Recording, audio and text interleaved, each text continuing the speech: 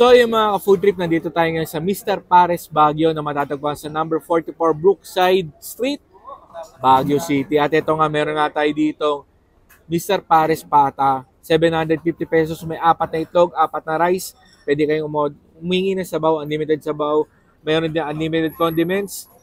Testing natin. Oh. Grabe crispy.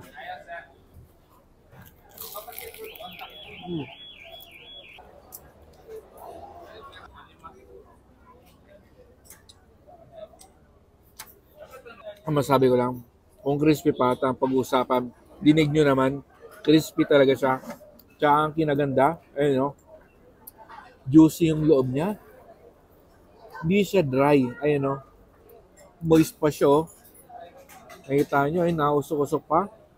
And to be honest mga food trip, mas nagustuhan ko yung sabaw nila dito. Mas rich sa spices. Saktong-sakto lang yung lapot. At saka, hindi siya lasang cornstarch o kaya harina. Malalasa mo yung spices niya.